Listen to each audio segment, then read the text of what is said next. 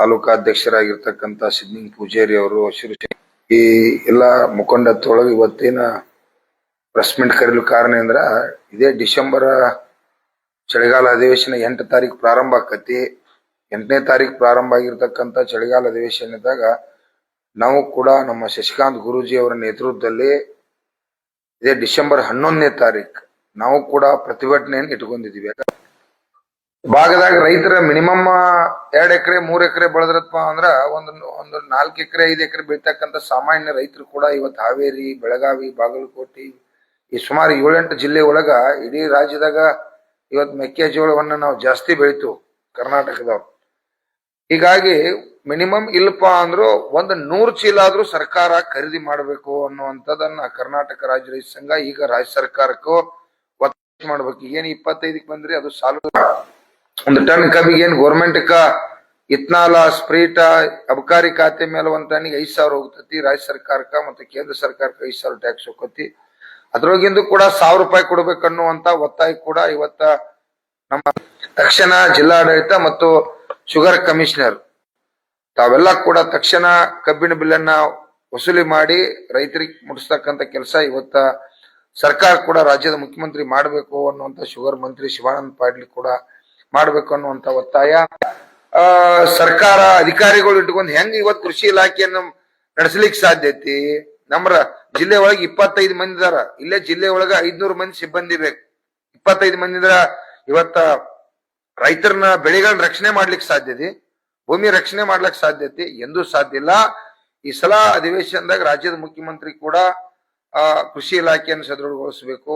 ತೋಟಗಾರಿಕೆ ಇರ್ಲಿ, ರೇಷ್ಮೆ ಇಲಾಖೆ ಇರ್ಲಿ, ಈ ರಾಜ್ಯದಲ್ಲಿ ಹಲವಾರು 2,50,000 ಹುದ್ದೆಗಳ ಈ ರಾಜ್ಯದಾಗ ಖಾಲಿ ಇದಾವ. ಲಕ್ಷಾಂತರ ನಮ್ಮ ರೈತರ ಮಕ್ಕಳ ಬಡವರ ಹುದ್ದೆಯನ್ನು ಈ ರಾಜ್ಯದ ಮುಖ್ಯಮಂತ್ರಿ ಕೂಡ ತುಂಬ್ಕೋಬೇಕು. ನರೇಂದ್ರ ಮೋದಿ ಅವರು ಕೂಡ, ಸಿದ್ದರಾಮಯ್ಯ, ನರೇಂದ್ರ ಮೋದಿ ಕೇಂದ್ರ ಸರ್ಕಾರ ಅವರು ಕೂಡ 10 ಲಕ್ಷ ಹುದ್ದೆ ಖಾಲಿ ಅದಾವ. ಅವನು ಕೂಡ ಈ ಹುದ್ದೆಗಳನ್ನ ಭರ್ತಿ ಮಾಡ್ಕೋತಕ್ಕಂಥದ್ದು ಆಗ್ಬೇಕು. ಅದೇ ರೀತಿಯಾಗಿ ಎಲ್ಲಾ ಬೆಳೆಗಳಿಗೂ 50 ರೂಪಾಯಿ ಆಗ್ತೈತಿ, ಒಂದ್ 1 ರೂಪಾಯಿ ಆಗ್ತೈತಿ. ಹೀಗೆ ಎಲ್ಲಾ ಬೆಳೆಗಾರರು ಬೀದಿಗೆ ಬರ್ತಕ್ಕಂಥ ಸಂದರ್ಭ ಆಗಿದೆ. ಇವತ್ ಹೆಂಗ ತಾವು 50,000 ಕೋಟಿ ರೂಪಾಯಿ ಗ್ಯಾರಂಟಿಗಳಿಗೆ ತೆಗೆದಿಟ್ಟಿದ್ರಿ. ನಾವು ಈ ರಾಜ್ಯದಾಗ ಬಹುಸಂಖ್ಯಾತರದು, ದೇಶದಾಗ ಬಹುಸಂಖ್ಯಾತರದು, ನಾವ್ ಈ ನಾಡಿಗೆ ಅನ್ನ ಹಾಕ್ತಕ್ಕಂಥವ್ರು 50,000 ಕೋಟಿ, 1 ಲಕ್ಷ ಕೋಟಿ ರೂಪಾಯಿ ತಾವೇನಾದ್ರು ಹಣ ತೆಗೆದಿಟ್ರಿ ಅಂದ್ರ ರೈತರಿಗೆ ಯಾವ ರೀತಿನೂ ಆತಂಕ ಬರೋದಿಲ್ಲ. ಅದನ್ನ ರಾಜ್ಯದ ಮುಖ್ಯಮಂತ್ರಿ ಈ ಸಲ ಅಧಿವೇಶನದಾಗ ಮಾಡಬೇಕು ಅನ್ನೋದು ಕೂಡ ಒತ್ತಾಯ ಮಾಡ್ತಾ ಇದ್ದೀವಿ. ವಿದ್ಯುತ್ ಸಮಸ್ಯೆ ಮೇಜರ್ ಆಗಿ ವಿದ್ಯುತ್ ಏನ್ ತಾವ ಇವತ್ತು ಕೊಡ್ತಕ್ಕಂಥ ಕಳಪೆ ಮಟ್ಟದ ವಿದ್ಯುತ್ 7 ಗಂಟೆ ಕೊಡ್ತಾ ಇದ್ರ, ಈ 7 ಗಂಟೆ ಕೂಡ ನಮಗ್ ರೈತರಿಗೆ ಸಾಲುದಿಲ್ಲ. ಹಗಲಿ 12 ತಾಸು ತಾವು ತ್ರಿಪಿಸ್ ಆಗಿ ವಿದ್ಯುತ್ ಅನ್ನು ಕೊಡಬೇಕು ಅನ್ನುವಂಥದ್ದನ್ನ ಇವತ್ ಸರ್ಕಾರಕ್ಕೆ ಒತ್ತಾಯ ಮಾಡ್ತಾ ಇದ್ದೀವಿ. ಯಾಕಪ್ಪ ಅಂತಂದ್ರ ನಾವು ರಾತ್ರಿ ನೀರ್ ಹಾಸೋದು ಆಗ್ತಾ ಇಲ್ಲ. ರೈತರು ನಾವು ಕೂಡ ಹಗಲಿ ರಾತ್ರಿ ನಿದ್ದೆ ಮಾಡಬೇಕು, ಹಗಲಿ ನೀರ್ ಹಾಸ್ಬೇಕು, ಹಗಲಿ 12 ತಾಸು ವಿದ್ಯುತ್ ಕೊಡಬೇಕು. ಎಲ್ಲಿ ಸ್ಟೇಷನ್ಗಳು ಲೋಡ್ ಆಗಿದಾವು ಅವನ್ ಸ್ಟೇಷನ್ಗಳನ್ನ ತಕ್ಷಣ ನೀವೇನ ಸರ್ಕಾರ 4 ಪಟ್ಟು ವ್ಯಾಲ್ಯೂಯೇಷನ್ದಾಗ ಅಲ್ಲಿ ಜಾಗ ಖರೀದಿ ಮಾಡಿ ಸ್ಟೇಷನ್ ಕಟ್ಟಕ್ ಆಗುದಿಲ್ಲ, ಯಾರು ರೈತರು ಕೊಡುದಿಲ್ಲ. ಲೋಕಲ್ ಏನ್ ವ್ಯಾಲ್ಯೂಯೇಷನ್ ಐತಿ, ಇವತ್ತು 50 ಲಕ್ಷ ರೂಪಾಯಿ ಎಕರೆ ಜಮೀನುಗಳು ಕಿಮ್ಮತ್ ಆಗತ್ತಾವ. ಆ ವ್ಯಾಲ್ಯೂಯೇಷನ್ ಪ್ರಕಾರ ನೀವು ಖರೀದಿ ಮಾಡಿ ಯಾವ ಲೋಡ್ ಆಗ್ಯಾವೋ ಅಲ್ಲಿ ಸ್ಟೇಷನ್ಗಳು ಮಾಡ್ತಕ್ಕಂಥದ್ದು ಕೂಡ ಆಗ್ಬೇಕು. ವಿಶೇಷವಾಗಿ ಅಕ್ರಮ ಸಕ್ರಮನ್ನ ಈ ರಾಜ್ಯ ಸರ್ಕಾರ, ಸಿದ್ದರಾಮಯ್ಯ ಸರ್ಕಾರ ಬರಂತರೆ ಬಂದ್ ಮಾಡ್ಯಾರ. ಜಾರ್ ಸಾಹೇಬ್ರು ಕೂಡ ಇದ್ರ ಬದಲು ನಿರ್ಲಕ್ಷ್ಯ ಇಲ್ಲ. ಯಾಕಂದ್ರ 95 ವರ್ಷ ಆಗಿರ್ತಕ್ಕಂಥ ಒಬ್ಬ ವ್ಯಕ್ತಿನ ಇವತ್ತ ವಿದ್ಯುತ್ ಮಂತ್ರಿ ಮಾಡಿದ್ರಿ. ಅದರಿಂದ ಸಂಪೂರ್ಣ ಈ ರೈತ ಕುಲಕ್ಕೆ ಆತಂಕ ಐತಿ. ಅದಕ್ಕ ಕಡ್ಡಾಯವಾಗಿ ಈ ರಾಜ್ಯದ ಮುಖ್ಯಮಂತ್ರಿ ಅವರು ಮತ್ತು ವಿದ್ಯುತ್ ಮಂತ್ರಿ ಅವರು ಅಕ್ರಮ ಸಕ್ರಮವನ್ನ ಕಡ್ಡಾಯವಾಗಿ ಅಧಿವೇಶನ ಸಂದರ್ಭದಲ್ಲಿ ಮುಂದುವರಿಸಬೇಕು. ಅದಕ್ಕೆ ಬಜೆಟ್ ಅನ್ನು ಕೊಡಬೇಕು. ಮತ್ತು 50 ವರ್ಷಗಳಿಂದ ವೈರ್ಗಳು ಹಳಿವಾಗ್ಯಾವ. ಆ ವೈರ್ ಅನ್ನು ಕೂಡ ಇವತ್ತ ಬದಲಾಯಿಸುವಂತದ್ದು ಆಗ್ಬೇಕಾಗೈತಿ.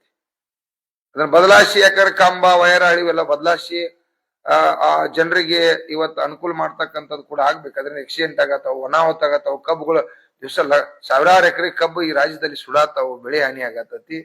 ಹೀಗೆ ಹಲವಾರು ಜ್ವಲಂತ ಸಮಸ್ಯೆಗಳು ಇಟ್ಕೊಂಡು ನಮ್ಮ ಶಶಿಕಾಂತ್ ಗುರೂಜಿ ಅವರ ನೇತೃತ್ವದಲ್ಲಿ ಇಡೀ 31 ಜಿಲ್ಲೆಯ ಕೊಡಗು, ಈ ಕಡೆ ಬೀದರ್ ಇರ್ಬೋದು, ಮೈಸೂರು, ಕೊಡಗು, ಈ ಕಡೆ ಚಾಮರಾಜನಗರ, ಈ ಕಡೆ ನಮ್ಮ ಬೆಳಗಾವಿ ಹಿಡ್ಕೊಂಡು ಸುತ್ತಮುತ್ತ ಸುಮಾರು 31 ಜಿಲ್ಲೆಗಳ ಜ್ವಲಂತ ಸಮಸ್ಯೆಗಳು. ನೀರಾವರಿ, ವಿಶೇಷವಾಗಿ ನೀರಾವರಿ ಯೋಜನೆಗಳು ರಾಜ್ಯದಲ್ಲಿ ಸಂಪೂರ್ಣ ವಿಳಂಬ ಆಗ್ಯಾವ.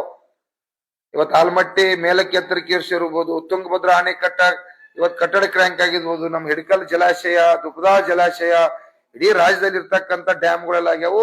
ಕೆರೆಗಳನ್ನ ಹೂಳೆತ್ತುವುದಾಗಿರ್ಬೋದು, ನೀರು ತುಂಬತಕ್ಕಂಥ ಯೋಜನೆ ಆಗಿರ್ಬೋದು, ಹೀಗೆ ಹಲವಾರು ರಾಜ್ಯದ ಜಲಂತ ಸಮಸ್ಯೆಗಳ ಬದಲು ಇವತ್ತು ಕಾಡು ಪ್ರಾಣಿಗಳ ಸುಮಾರು ಕೊಡಗು ಕಡೆ, ಚಾಮರಾಜನಗರ, ಮಂಡ್ಯ, ಮೈಸೂರು ಭಾಗದಾಗದು ಇವತ್ತು ಕಾಡು ಪ್ರಾಣಿಗಳಲ್ಲಿ ಸುತ್ತಮುತ್ತ ಇರ್ತಕ್ಕಂಥ ಬೆಳೆ ಬೆಳೆದದನ್ನ ಸಂಪೂರ್ಣ ನಾಶ ಮಾಡ್ತಾವು.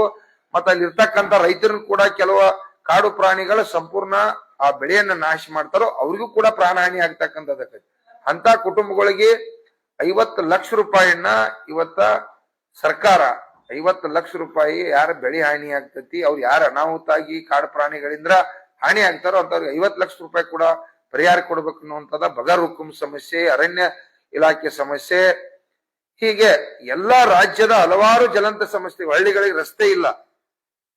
ಈ ರಾಜ್ಯದ ಮುಖ್ಯಮಂತ್ರಿ ಅವ್ರಿಗೆ ಹೇಳ್ತಾ ಇದ್ದೀವಿ, ತೋಟದ ಮನೆಗಳಿಗೆ, ತೋಟದ ಹಳ್ಳಿಯಲ್ಲಿ ಇರ್ತಕ್ಕಂಥವಕ್ಕೂ ತಾವ ಕಡೀಕರಣ ಮಾಡಿ ಅದನ್ನ ಸಂಪೂರ್ಣ ರೆಡಿ ಮಾಡ್ಬೇಕು. ಮತ್ತೆ ಯಾವ ಹಳ್ಳಿಗಳಿಗೆ ದೊಡ್ಡ ರಸ್ತೆ ಅದಾವು ಕಡ್ಡಾಯವಾಗಿ ಎಲ್ಲಾ ಶಾಸಕರಿಗೆ ಮತ್ತು ಹಳ್ಳಿಗಳಿಗೆ ಗ್ರಾಮ ಪಂಚಾಯತಿ ವೈಜ ಫಂಡ್ ಕೊಟ್ಟು ಅವನ್ನೆಲ್ಲ ಡಾಂಬರೀಕರಣ ಮಾಡ್ತಕ್ಕಂಥದ್ದು ಕೂಡ ಆಗ್ಬೇಕು. ಅದರಿಂದ ಬಹಳಷ್ಟು ನಮ್ಮ ಮಾಲ ಸರ್ಕಾರಗಳನ್ನು ತರಲಿಕ್ಕೆ ಬಹಳಷ್ಟು ತೊಂದರೆ ಆಗ್ತಾ ಇದೆ.